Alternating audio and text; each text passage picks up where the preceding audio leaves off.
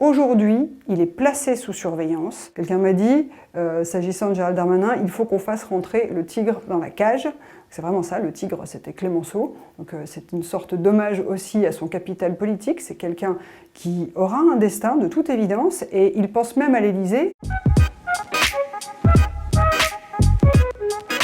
Gérald Darmanin, c'est quelqu'un qui a seulement 38 ans et avec un parcours assez hallucinant. Si on regarde, il a vraiment pris l'ascenseur politique à très grande vitesse. Et vous êtes, pardon pour ce cliché, un des jeunes visages qui montent dans votre parti, les Républicains. Il a pris sa carte au RPR, en tête de l'UMP et des Républicains quand il avait seulement 16 ans. Il a été député pour la première fois à 29 ans, maire à Tourcoing en 31 ans, en plus dans des terres de gauche où personne ne croyait en ses chances. Ensuite, il était ministre du budget, sous le quinquennat d'Emmanuel Macron.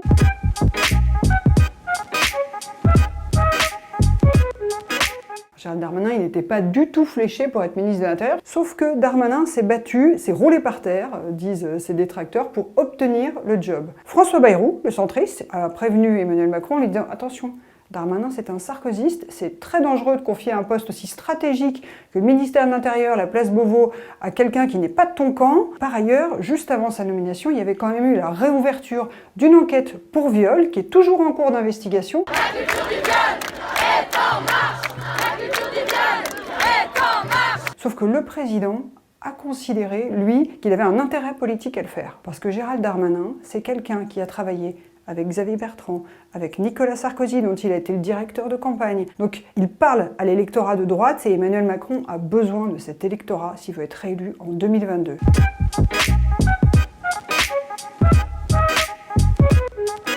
Darmanin, c'est aussi quelqu'un qui parle aux catégories populaires. Il vient de là, c'est un petit enfant de la balle, d'ailleurs il a construit sa légende là-dessus. Quand il parle de lui, il dit « Moi, je suis le fils d'une femme de ménage, et mon père, il tenait un bar, et puis mon grand-père, c'était un tirailleur algérien qui s'appelait Moussa Ouakid, et d'ailleurs, Gérald Darmanin s'appelle Gérald Moussa Darmanin, c'est son deuxième prénom. » Comme aurait pu le dire ma grand-mère, être dans le vent est le plaisir d'une feuille morte. Donc il porte quelque chose, c'est vraiment un produit de la méritocratie républicaine. Et d'ailleurs, il en joue, et il en surjoue. Je donne un petit exemple assez concret et assez cocasse. Gérald Darmanin, il a bien vu que les Français, pendant le confinement, ne pouvaient pas aller chez le coiffeur. Donc tout le monde s'est retrouvé avec les cheveux un peu trop longs. Et lui, ostensiblement, il s'est laissé pousser les cheveux. Et ça lui a valu un petit surnom dans la majorité où on l'appelle Kiki. C'est lui Kiki, c'est lui le Kiki de tous les Kiki, c'est lui Kiki.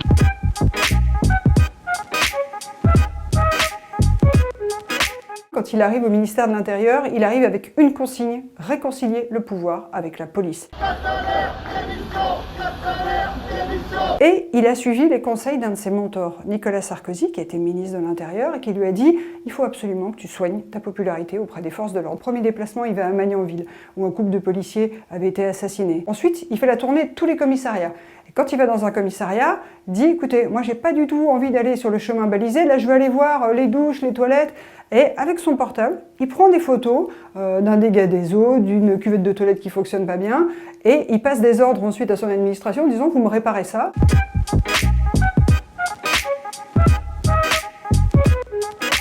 Dès la rentrée, il y a une petite polémique sur ses propos sur l'ensauvagement. Ensuite, il était à la télévision et d'un seul coup, il a dit qu'il était choqué par les rayons halal et cachers dans les supermarchés. Plus récemment, quand des catholiques ont manifesté sur les parvis des églises pour la reprise des offices religieux, il a menacé de les faire verbaliser.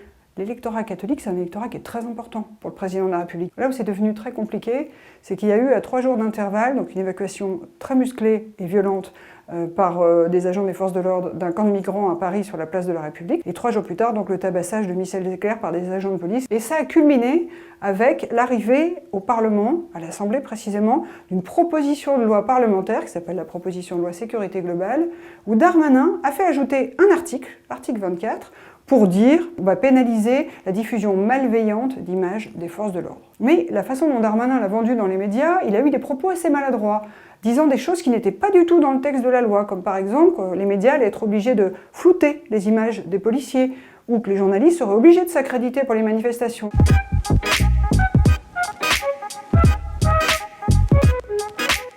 Emmanuel Macron s'est dit « Il est en train de me faire passer pour liberticide », à un moment même où on restreint les libertés, donc ça commence à poser un problème. Et là, Darmanin a été convoqué à l'Élysée, Le président lui a dit « tu vas faire le journal télévisé ce soir, tu vas apaiser les choses, tu vas rappeler que la liberté de la presse n'est absolument pas négociable, et si tu peux faire un petit mea culpa sur tes maladresses passées au passage, ce sera très bien ». Sauf que Darmanin ne s'est pas exécuté. Autour du président de la République, la question s'est posée, est-ce que Darmanin accumule les erreurs parce qu'il est fatigué, parce que peut-être le poste est surdimensionné pour lui, ou alors est-ce que c'est quelqu'un qui a une idée derrière la tête et qui roule pour quelqu'un d'autre, un de nos adversaires, Nicolas Sarkozy, par exemple, Édouard Philippe aussi, qui est toujours là, en réserve de la République, et dont Gérald Darmanin est très proche. Il y a une scène qui est souvent racontée de Darmanin avec Édouard Philippe, qui rit aux éclats, parce que Darmanin, qui est quelqu'un de très drôle dans la vie, s'amuse à imiter Yves Montand dans une scène de La Folie des Grandeurs.